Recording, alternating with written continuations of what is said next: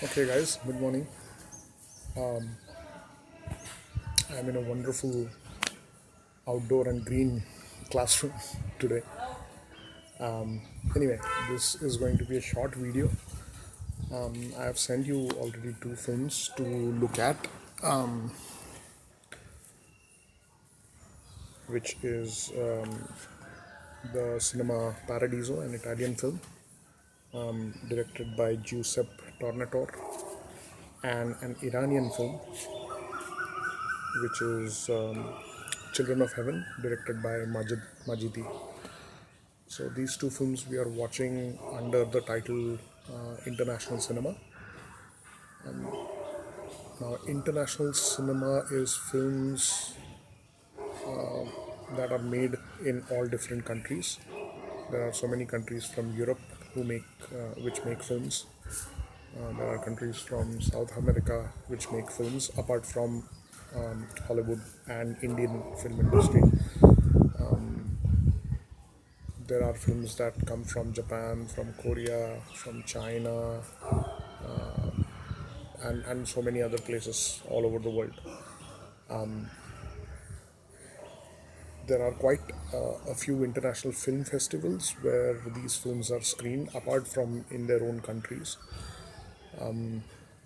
You might have heard of names like the Cannes Film Festival, the Venice Film Festival. India also has its own share of international film festivals. One happens in Goa, one happens in Pune, in Mumbai, Delhi, all different places.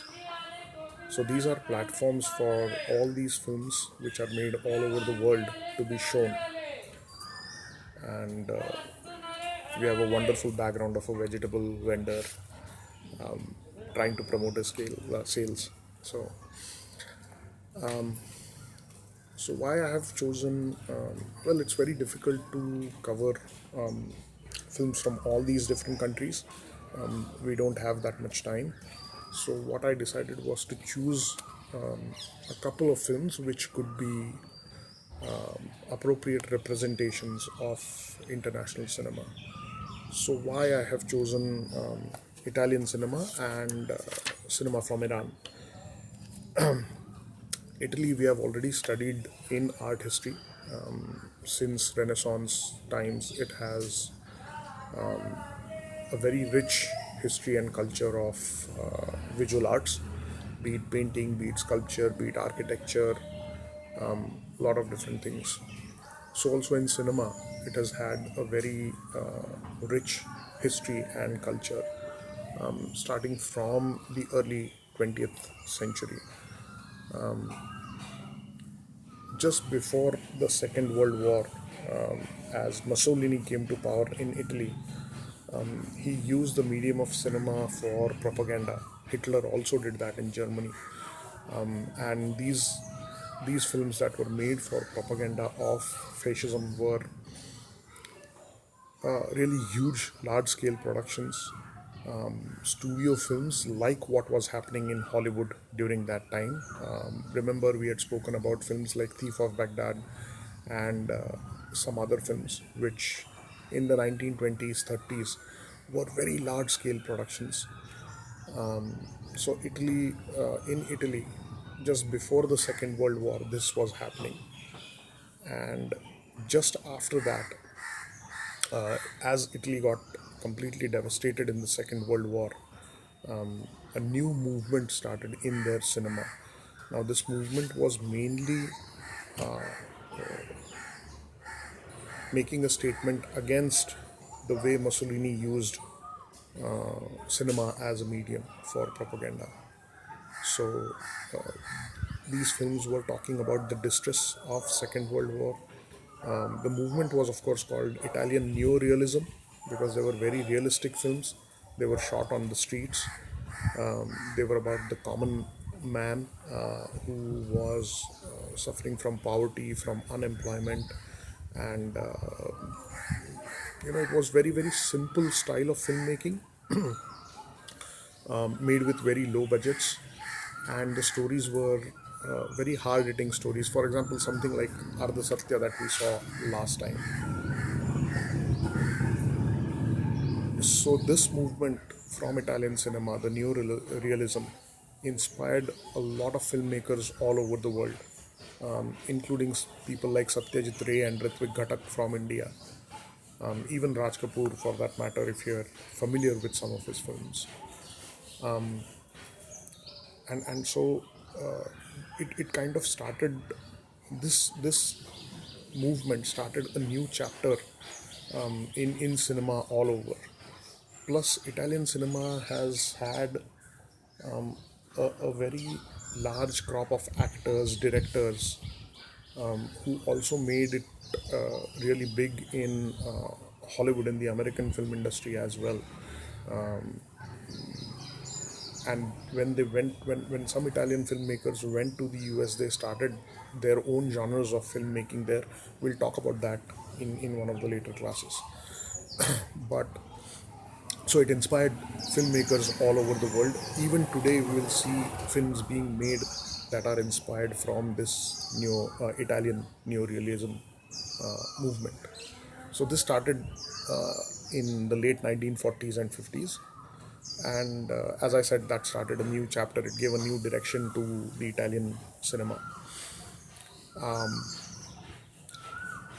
The film that we are watching is, of course, not made during that time. It's made in 1988, but it's a story about a boy from a small village in Italy, and it talks about the time during the Second World War. So the story is set during that time period.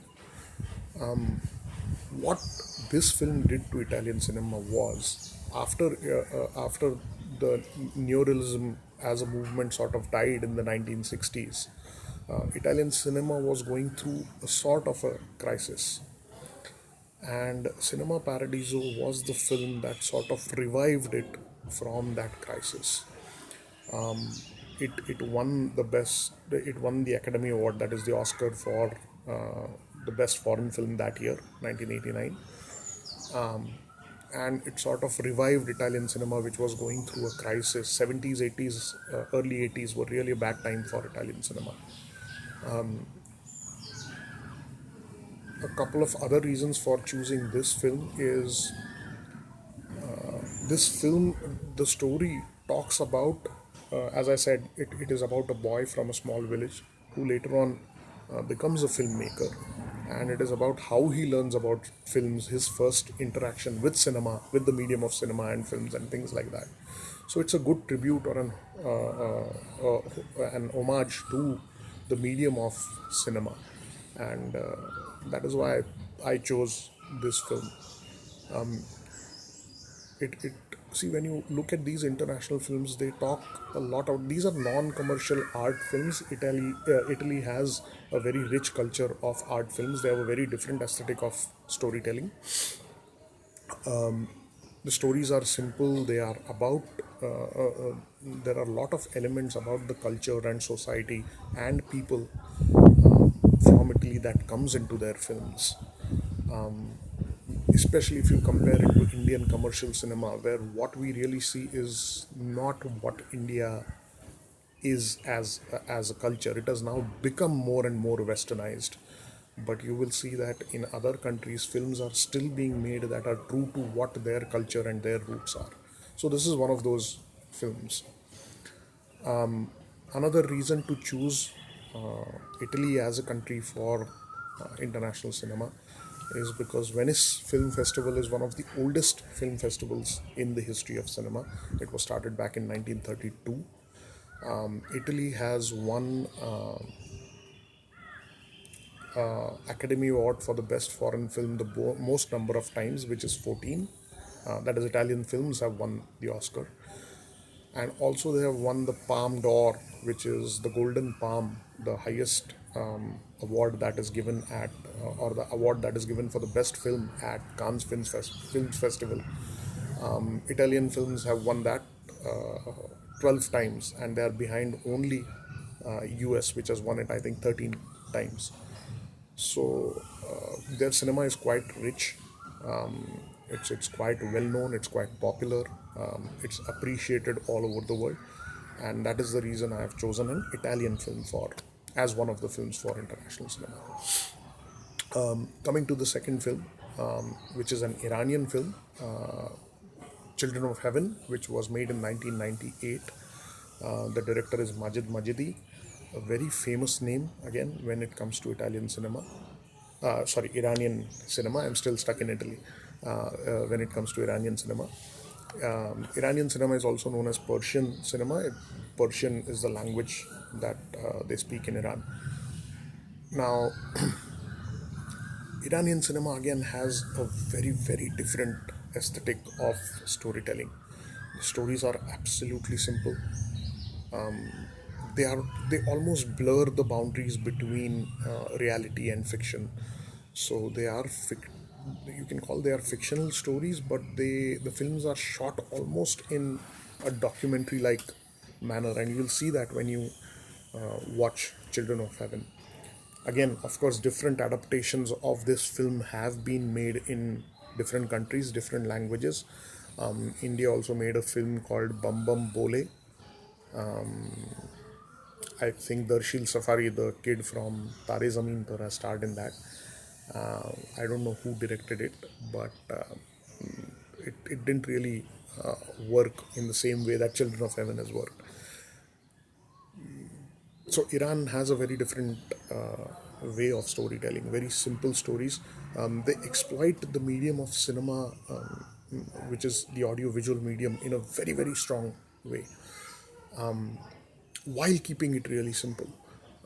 And so I think in recent times, Iranian cinema has achieved a status in world cinema that is unparalleled. The reason for choosing this film, again, because it shows a lot about how life is in Iran, the culture in Iran, the society, the landscape, the political and economical problems that people are going through there. While the story covers all of this, it's actually a really simple and beautiful story told about a brother and sister who are about 10, 12, and 6 or 7 year olds. So it's a beautiful story at the core of it, and told in a brilliant way. Iranian films normally, filmmakers operate on a very, very meager budget. They don't have lavish budgets. They don't really have stars, so to say. So what Majid Majidi does is usually picks up